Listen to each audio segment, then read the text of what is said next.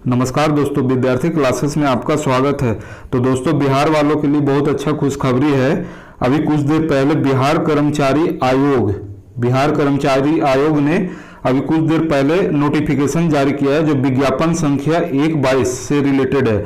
इसमें सीजीएल के through vacancy है, बहुत ज़्यादा मात्रा में वैकेंसी है। तो आइए हम लोग अभी देखते हैं। तो इसमें देखिए क्या बोला है, ऑनलाइन आवेदन प्रारंभ की तिथि देखिए 14/4/2022 है और आवेदन की अंतिम तिथि है 17/5/2022, यानी इस दिनों के बीच में आप फॉर्म भर सकते हैं। तो हम लोग मेन चीज देख लेते हैं, मेन चीज कितना वैकेंसी है। तो एक बार इस पर नजर डालते हैं। देखिए पद का नाम पहले है सचिवालय सहायक, उसमें विभाग का नाम है सामान्य प्रशासन विभाग, लेवल 7 का जॉब है। हाँ, और ग्रेजुएट को मांग रहा है, जिसमें देखिए अनरिजर्व का है 558 सीट, और देखिए ईडब्ल्यूएस का है 136, और पिछड़ा वर्ग का 154, अत्यंत पिछड़ा वर्ग का 264, अनुसूचित जाति का 201। उसी तरह देखिए टोटल हो गया 1360, जो बहुत ज्यादा वैकेंसी है। हाँ, तो इसमें देखिए सचिवालय सहायक में बहुत ज्यादा वैकेंसी है। देखिए नीचे है दिया हुआ, ये आरक्षण है महिला के लिए। देखिए इसमें बोला है 35% क्षैतिज आरक्षण के तहत महिलाओं द्वारा सुरक्षित। तो देखिए योजना सहायक का भी देख लीजिए वैकेंसी कितना है, यहां ध्यान दीजिएगा। तो देखिए बहुत ज्यादा मात्रा में वैकेंसी है, इसमें भी स्नातक मांगा है। हाँ, इसको थोड़ा सा डिटेल देख लीजिए। इसमें बोला है मलेरिया निरीक्षक, ये स्वास्थ्य विभाग से है लेवल 7, जिसमें बोला है विज्ञान संकाय में स्नातक या समकक्ष, आपको बीएससी करना जरूरी है, तब इसमें एलिजिबल आप हो सकते हैं। उसमें देखिए चौथा नंबर में है डाटा एंट्री ऑपरेटर, ये ग्रेड सी है, ये भी वित्त विभाग में लेवल 6 है। इसमें देखिए क्या बोला है, स्नातक के साथ मान्यता प्राप्त संस्थान से पीजीडीसीए अथवा बीसीए बीएससी आईटी से होना चाहिए, तब इसमें एलिजिबल है। हाँ, इस सबको अच्छे से पढ़ लीजिएगा। इसमें देखिए ज्यादा सीट नहीं है, तो इसमें कोई बात भी नहीं है। देखिए उसी तरह क्या बोला है, अंकेक्षक यानी कार्यालय निबंधन सहयोग समिति, लेवल 5 है। इसमें बोला आपको स्नातक रहना चाहिए मैथ से, तब एलिजिबल है। हाँ, तो जो बीएससी मैथ से किए हैं उनके लिए ये है। इसमें भी बहुत अच्छा पोस्ट है 256।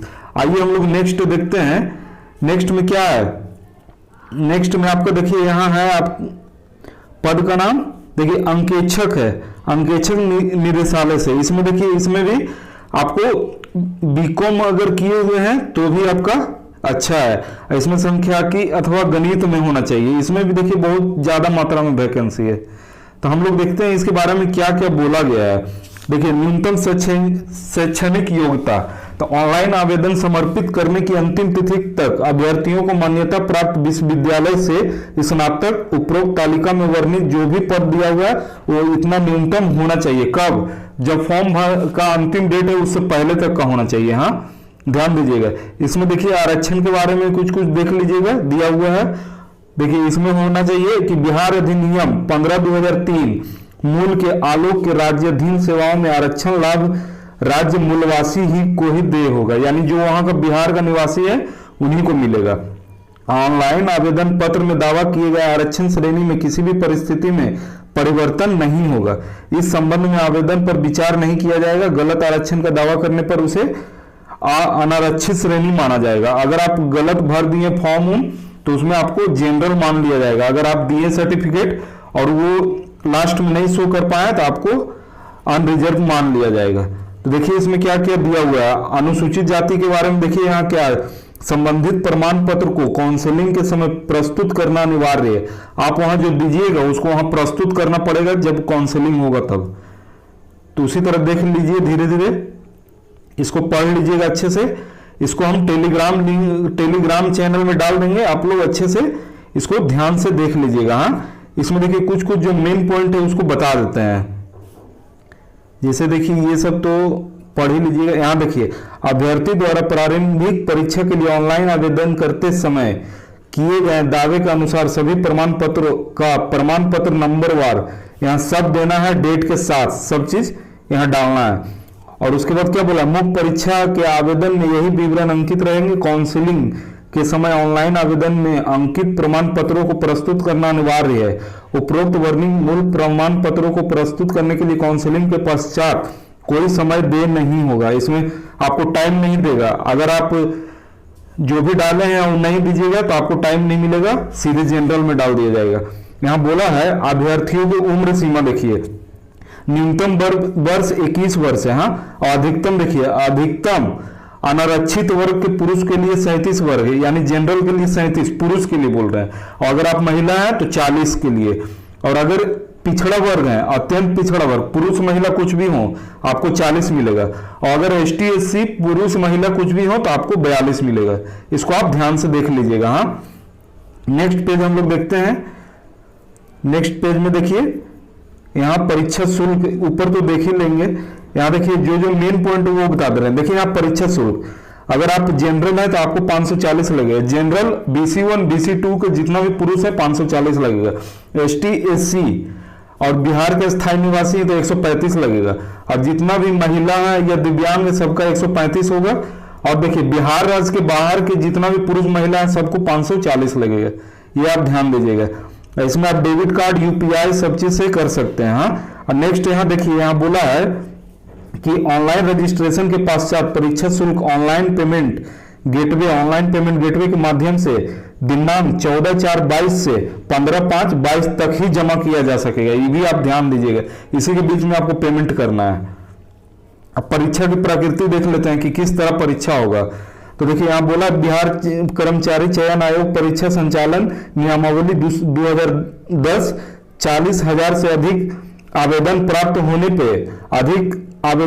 होने पे प्रारंभिक परीक्षा एक से अधिक चरणों में आयोजित की जाएगी। विभिन्न चरणों में परीक्षा आयोजित किए जाने पर स्थिति में परिणाम समानीकरण यानी नॉर्मलाइजेशन के द्वारा लिया जाएगा।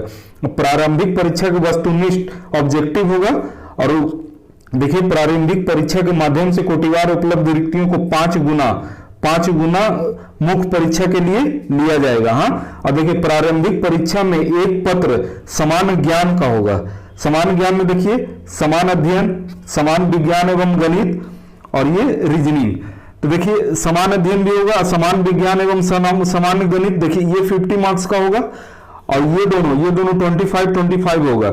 साइंस एंड मैथ दोनों 25 होगा, और रीजनिंग जो है ये भी 50 होगा, यानी टोटल 150 मार्क्स का होगा।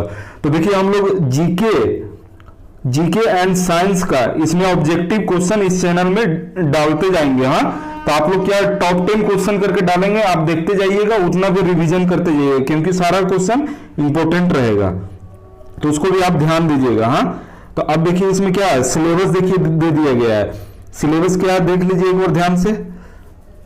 सिलेबस देखिए पहला समान अध्ययन, इसमें जितना भी आपको बिहार से रिलेटेड और जितना करंट अफेयर हो गया, हिस्ट्री पॉलिटी, मतलब जितना जीके से रिलेटेड है सब इसमें आ जाएगा। हाँ, देखिए समसामयिक विषय ये करंट अफेयर हो गया। देखिए जीके में क्या क्या आएगा वो दिया हुआ है, भारत एवं उसके पड़ोसी देश, और देखिए समान विज्ञान में जो मैट्रिक्स से रिलेटेड जितना अभी पढ़े होंगे साइंस में वही सब आएगा गणित में और समान विज्ञान में। हाँ, तो देखिए समान विज्ञान में क्या क्या पूछे जाएंगे, भौतिक शास्त्र, रसायन शास्त्र, जीव विज्ञान और भूगोल। गणित में देखिए क्या क्या रहेगा, दशमलव, अभिकलन, भिन्न, संख्याओं के बीच परस्पर मूलभूत, सक्रिय, प्रतिशत, अनुपात, समानुपात, औसत, ब्याज, लाभ, हानि, ये सारा कुछ रहेगा। और रीजनिंग में तो आपको पता ही है, जितना आप समझ लीजिए रीजनिंग पढ़ सकते हैं पढ़ लीजिए। तो सिलेबस आपको पता चल गया। अब देखिए हम लोग देख लेते हैं, देखिए यहां क्या बोला है, यहां बोला है क्वालिफाइंग मार्क्स। अगर आप सामान्य वर्ग है तो आपको 40% मिलेगा, और पिछड़ा वर्ग यानी BC2 है तो 36.5, और EBC है तो 34, और ST है तो 32, और जितना महिला वर्ग है तो उनको भी 32%, और दिव्यांग के लिए भी 32। और फॉर्म भरने का डेट तो आपको बता ही दिए, फॉर्म भरने स्टार्ट होगा 14 अप्रैल 2022 से, और अंतिम रहेगा 17 मई 2022 तक। हाँ, तो ये सब आप ध्यान दीजिएगा। और देखिए फॉर्म भराएगा यहाँ से bssc.bihar.gov.in, ये सबको ध्यान दीजिएगा। हाँ, इसमें ये भी दिया गया है कि आपको ओपन एग्जाम होगा, आप एग्जाम में बुक ले जा सकते हैं, बशर्ते वो NCERT होना चाहिए, BSSB से रिलेटेड, ना कि आप लुसेंट ये सब ले जाइएगा, वो सब मान्य नहीं रहेगा, ये भी आप ध्यान दीजिएगा। इसमें लिखा हुआ है, आप पढ़ लीजिएगा। और इसमें बोला अभ्यर्थी यह सुनिश्चित करेंगे कि प्रारंभिक परीक्षा के ऑनलाइन आवेदन समर्पित करते समय उनके पास सभी वांछित प्रमाण पत्र एवं अंक पत्र मूल रूप से उपलब्ध होना चाहिए। ऐसा नहीं कि ऐसे ही डाल दीजिएगा, सब उपलब्ध होना चाहिए, क्योंकि काउंसलिंग समय सेम डालना पड़ेगा, और अगर आपका नहीं रहेगा तो आपको निकाल दिया जाएगा। तो दोस्तों उम्मीद करते हैं ये जितना इंफॉर्मेशन बताया आपको समझ में आ गया होगा। तो हम लोग कुछ दिन के बाद क्या करेंगे, साइंस और जीके से रिलेटेड, अभी देखिए एनटीपीसी का इसमें डला रहा है, तो अब उसको भी डालते रहेंगे आपका, जिससे क्या कीजिएगा कि आप पढ़ाई कीजिएगा, उसके बाद ऑब्जेक्टिव क्वेश्चन तो बनाना ही पड़ता है, अगर ऑब्जेक्टिव नहीं बनाइएगा तो दिक्कत होगा। तो ऑब्जेक्टिव हम डाल देंगे चैनल में, आप आराम से देख के सॉल्व कीजिएगा। हाँ, तो आज के लिए इतना ही। जय हिंद, जय भारत।